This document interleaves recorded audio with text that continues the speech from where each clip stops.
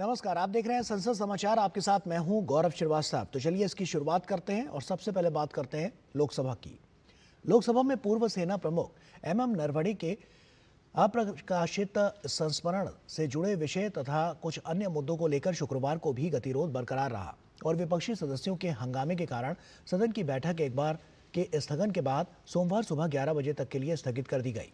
सदन में सोमवार से गतिरोध की स्थिति बनी हुई है और कांग्रेस समेत विपक्ष के सदस्य राष्ट्रपति के अभिभाषण पर धन्यवाद प्रस्ताव पर चर्चा में नेता प्रतिपक्ष राहुल गांधी को पूर्व सेना प्रमुख नरवणे के एक अप्रकाशित संस्मरण का हवाला देते हुए चीन से टकराव का मुद्दा उठाने की अनुमति नहीं मिलने, विपक्ष के 8 सदस्यों को आसन की अवमानना के मामले में निलंबित करने समेत विभिन्न मुद्दों पर हंगामा कर रहे हैं। बृहस्पतिवार को राष्ट्रपति के अभिभाषण पर धन्यवाद प्रस्ताव प्रधानमंत्री नरेंद्र मोदी के जवाब के बिना पारित कर दिया गया था। लोकसभा की कार्रवाई शुक्रवार को जब एक बार के स्थगन के बाद शुरू हुई तो स्थिति ज्यों की त्यों बनी रही। विपक्षी सदस्यों ने आसन के समीप पहुंचकर तानाशाही नहीं चलेगी के नारे लगाए। पीठासीन सभापति कृष्णा प्रसाद तेनेटी ने विपक्षी सदस्यों से सदन चलने देने और केंद्रीय बजट पर चर्चा में भाग लेने की अपील की। उन्होंने कहा कि आज बजट पर चर्चा है, आप उसमें अपने विषय उठा सकते हैं, कृपया सदन चलने दें। कृष्णा प्रसाद तेनेटी ने सदन की में तख्तियां लहरा रहे कई विपक्षी सदस्यों को टोकते हुए कहा कि ये उचित नहीं है और सदन में तख्तियां नहीं लाई जा सकती। नारेबाजी जारी रहने पर उन्होंने दोपहर 12:07 पर सदन की बैठक सोमवार सुबह 11 बजे तक के लिए स्थगित कर दी। इससे पहले शुक्रवार सुबह 11 बजे जब सदन की बैठक शुरू हुई तो लोकसभा अध्यक्ष ओम बिरला ने प्रश्नकाल शुरू कराया और भारतीय जनता पार्टी के साथ साथ राज्यपाल सिंह का नाम पूरक प्रश्न पूछने के लिए पुकारा और इस दौरान कांग्रेस समेत विपक्षी दलों के सदस्य नारेबाजी करते हुए आसन के समीप आ गए। लोकसभा अध्यक्ष ओम बिरला ने कहा कि प्रश्नकाल सभी सदस्यों का समय होता है और आज कांग्रेस नेता प्रियंका गांधी का प्रश्न भी सूचीबद्ध है। उन्होंने कहा कि हंगामे के कारण इस सत्र में अभी तक सदन का 19 घंटे 13 मिनट का समय बर्बाद हो चुका है। ओम बिरला ने हंगामा कर रहे सदस्यों से कहा कि 140 करोड़ जनता की आपसे अपेक्षा रहती है कि सदन चले, यहाँ चर्चा और संवाद हो।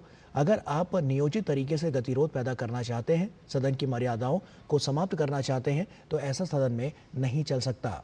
वहीं उन्होंने कुछ मिनट के अंदर ही कार्रवाई दोपहर 12 बजे तक के लिए स्थगित कर दी।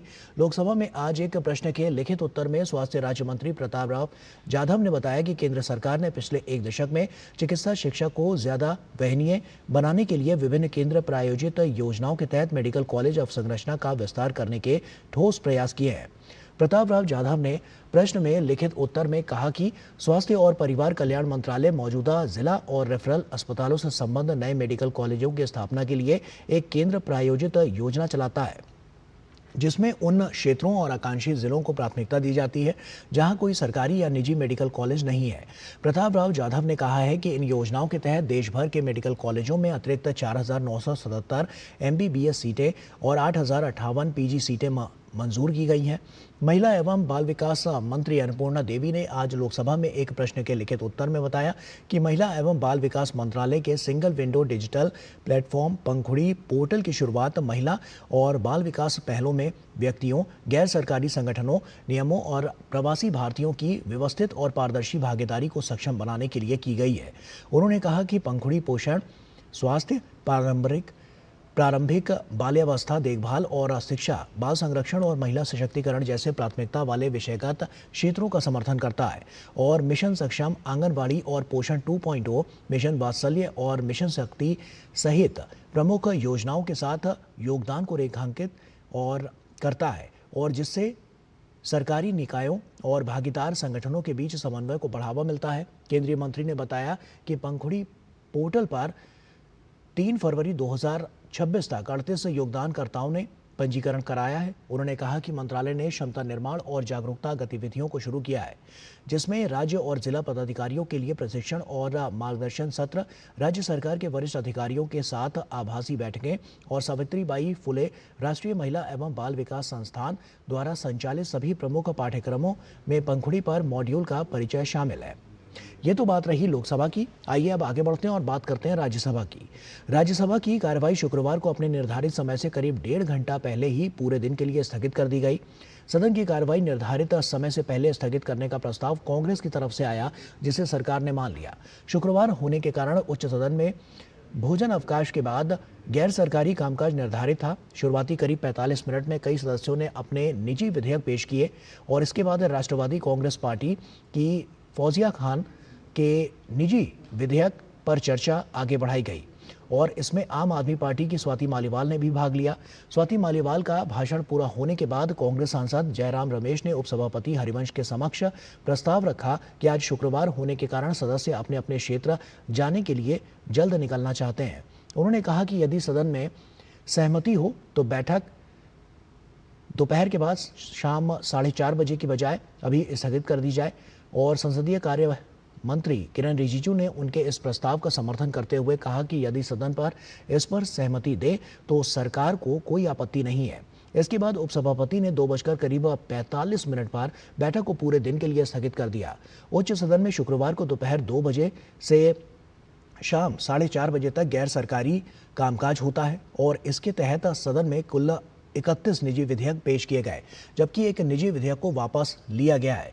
भोजनावकाश के बाद उच्च सदन में गैर सरकारी कामकाज शुरू हुआ, जिसमें इंडियन यूनियन मुस्लिम लीग के हारिस वीरेन ने एवं शिवसेना की प्रियंका चतुर्वेदी ने तीन निजी विधेयक यहां पर पेश किए। तेलुगु देशम पार्टी के मस्तान राव यादव बीधा, आम आदमी पार्टी के संत बलवीर सिंह ने एक निजी विधेयक यहां पर पेश किया।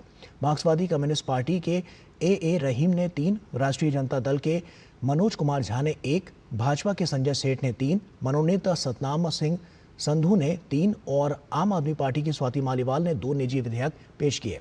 राष्ट्रवादी कांग्रेस पार्टी की फौजिया खान ने 1, भाजपा के अजीत माधव राव गोपछड़े ने 3, द्रमुक के पी विल्सन ने 2, भाजपा के सुधीर कुमार ने 2, राजद के एडी सिंह ने 1 और निर्दलीय कार्तिकेय शर्मा ने 2 निजी विधेयक पेश किए हैं।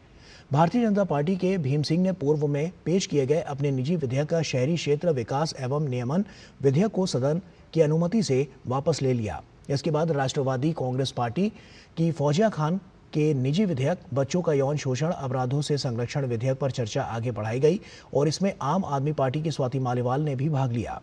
निजी विधेयक पर चर्चा अधूरी रही और बैठक 2:45 पर सोमवार 9 फरवरी को सुबह 11 बजे तक के लिए स्थगित कर दी गई।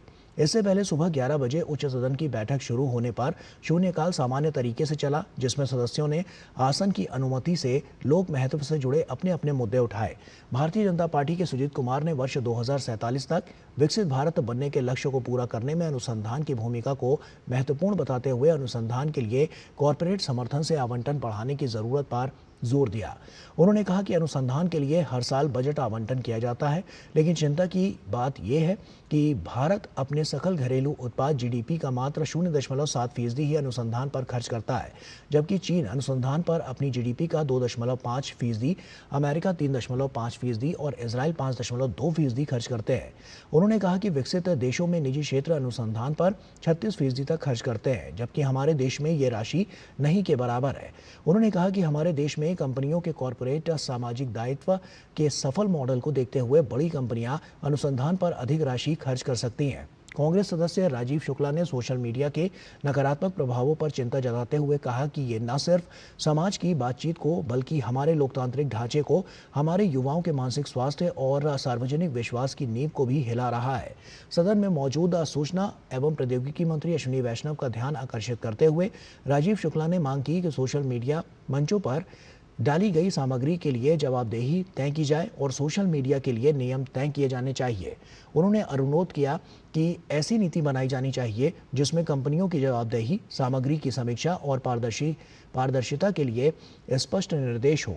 वहीं समाजवादी पार्टी के सदस्य जया बच्चन ने विशेष देखभाल की जरूरत वाले बच्चों का मुद्दा उठाया और सरकार से मांग की कि देश में ऐसे बच्चों की संख्या को देखते हुए अनुकूल शिक्षा प्राप्त प्रशिक्षक तैयार किए जाएं।